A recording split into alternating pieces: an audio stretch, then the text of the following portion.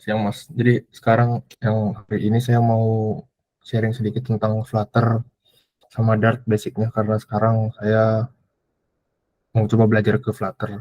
Jadi apa sih Flutter itu? Flutter itu gampangnya mobil app SDK.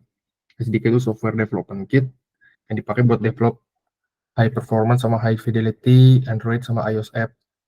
Terus Flutter itu dibuat dari Dart programming. Nah, di sini bisa kita lihat kalau dia itu Android dan iOS app. Karena Dart itu emang kelebihannya bisa beberapa codingannya itu bisa ditranslate ke Kotlin dan Swift waktu bundlingnya. Nah, terus kenapa sih pakai Dart? Jadi Dart itu optimize language-nya, terus bisa complex text juga handling. Easy to learn dan use. Jadi dari pengalaman saya waktu pertama belajar itu emang agak bingung, tapi semakin sering dipakai, makin make sense. Jadi nggak ribet setelah dicoba. Nggak kayak apa mungkin perbandingannya JavaScript ya, di mana saya eh, nggak ada typingnya, jadi apa aja yang masuk itu agak membingungkan. Ini nih apa sih sebenarnya? Misalnya key ini apa value-nya gitu. Nah, terus ini juga yang tadi udah saya bahas sedikit, bisa nge-build buat berbagai platform, bisa mobile, web, desktop. Nah, terus yang terakhir dia itu adalah Flutter Primary Language. Kenapa disebut cuma primary language? Karena sebenarnya Flutter itu sendiri nggak harus pakai Dart, bisa pakai yang lain, bisa Java, bisa Kotlin, bisa Swift. Tapi effortnya gede, jadi lebih baik pakai Dart aja. Nah, terus kenapa Flutter? Nah, ini pakai Dart juga yang tadi. Simple to learn and enables you to create high quality apps. Terus udah ada extensive widget library-nya. Jadi kalau dulu waktu di apa namanya web development harus pakai package lain, misalnya untuk library-nya pakai nDesign buat komponen-komponennya. Nah, Flutter sendiri udah ada bawaannya, tinggal kita import. Terus ada hot reload, di mana semua yang kita save nggak akan refresh state-state yang udah ada. Jadi misalnya ngubah teks, cuma teksnya doang yang berubah, value-value nggak ada yang berubah. Nah, itu jadi berubah real time. Terus ada native performance, provide the most incredible possible performance on both iOS and Android.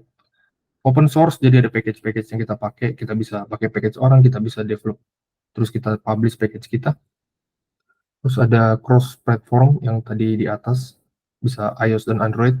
Tapi ada limitnya juga, contohnya untuk nge-build aplikasi Android atau aplikasi iOS cuma bisa di device-nya masing-masing. Jadi meskipun emang dia cross performance, cross development, tapi kalau saya mau bikin aplikasi iOS tetap nge-build-nya harus di device Mac.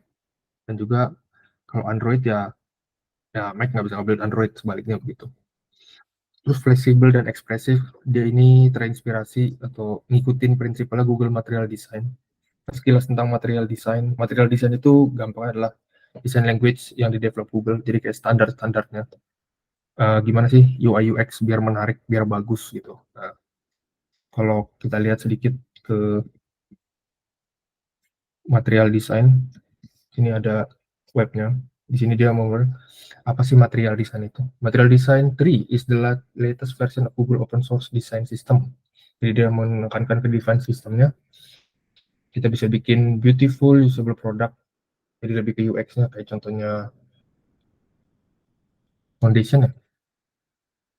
Accessibility, gimana sih cara bikin aplikasi accessibility bagus, adaptive design, optimizing material, design token, dan seterusnya. Itu di luar itu ya. Nah, terus juga di bagian sini, ini adalah disadvantages-nya untuk Flutter. Nah, karena dia ini relatif baru, nah dia itu kekurangannya lebih sedikit yang developnya, jadi dibanding JavaScript, Java, TypeScript lain-lain, React. Terus bigger app size, karena dia bisa ngebundle lebih gede.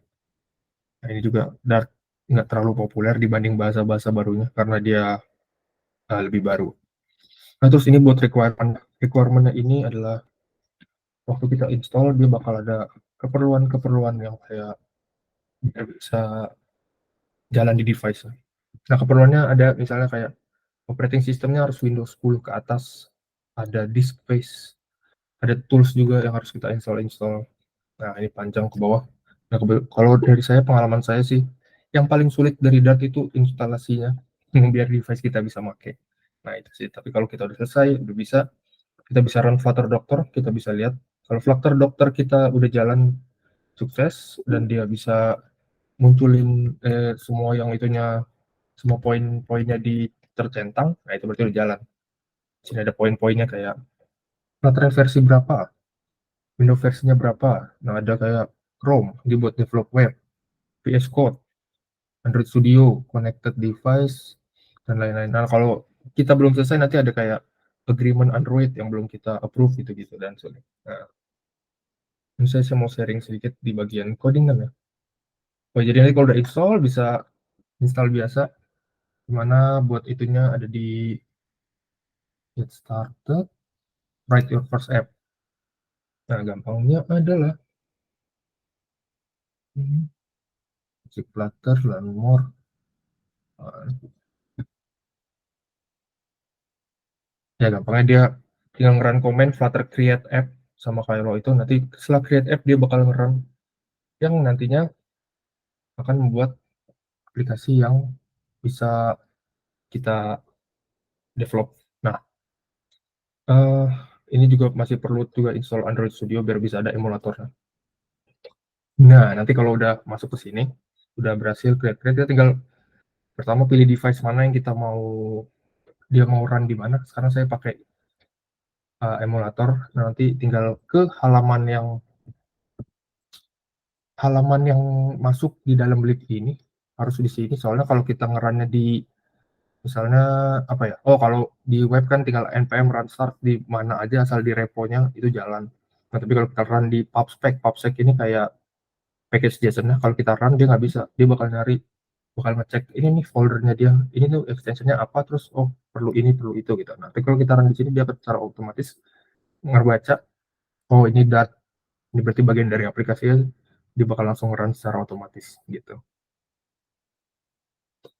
Nah, ini saya mendemokan sedikit di bagian runningnya.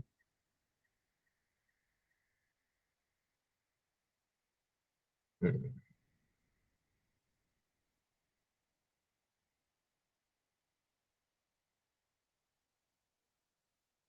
Oh ya, terus juga ada juga karena kalau misalnya waktu pertama kali launching, pertama kali ngeran, bukan pertama kali ngeran hari itu, maksudnya pertama kali ngeran setelah create app, loadingnya bisa lagi lebih lama itu karena dia akan download yang diperluinnya buat biar bisa ngeran di PubSpec ini ada package-nya. Nah, jadi saya dari ini udah bikin aplikasi simple, cuma ada 2 halaman.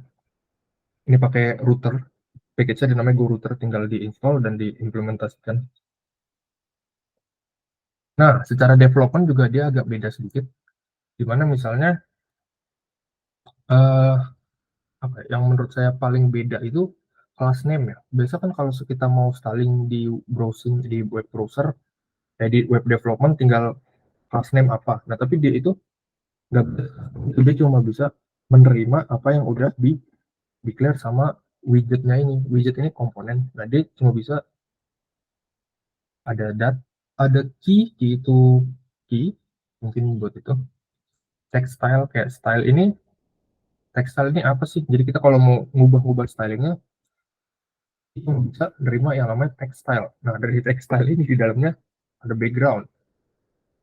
Apa lagi? Paint. Dan ini kita mau color, colors.red.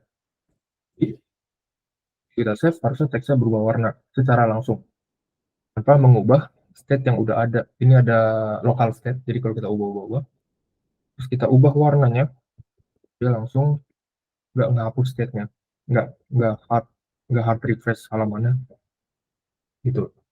Kelebihannya adalah juga dia, yang kelebihan paling kepake menurut saya adalah fungsi refaktornya ini, dimana kalau misalnya kita ada yang mau apa ya, memfiksi atau memecah kode lebih gampang. Jadi misalnya ada badan segede gini nih, ada center, oh ini kayaknya bisa dipecah lagi deh biar bisa lebih reusable.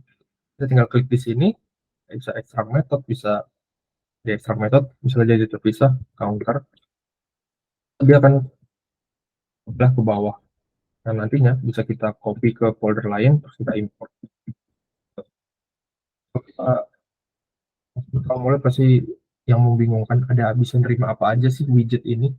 Kita tinggal bisa kontrol space dan bakal kelihatan semua apa aja yang bisa itu dia terima dan apa aja yang beda. Nah, saya sedikit mau sharing juga di bagian tadi kelebihan Flutter kan cross development. Nah, ini tadi dia jadi web app. Karena saya mau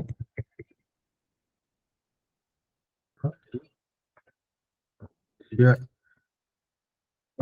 ini codingannya kurang lebih dia bakal ngerang Flutter app yang tadinya web app, jadi yang tadinya mobile app ini akan diubah sama Flutternya untuk bisa jadi web, jadi aplikasi web. Jadi dia akan tampil sebagai ini apa yang namanya web browser, yang ini bisa menguntungkan kalau misalnya kita ada aplikasi, contohnya aplikasi mobile dan ada web view. Nah, web view sama mobile ini mau satu source code ini aja. Nah, ini bisa ngebantu banget dimana kita tinggal kayak aja. Oh, ini the behavior-nya kayak web view biasa, tapi codingannya codingan Dart. Jadi kita cuma perlu maintain satu source code aja sih. Itu sih. Nah, tapi kekurangannya juga adalah kalau misalnya kita mau menggunakan kayak begitu, kita harus memastikan package-nya itu compatible, karena ada case di mana package-package-nya itu cuma bisa dibundling di app.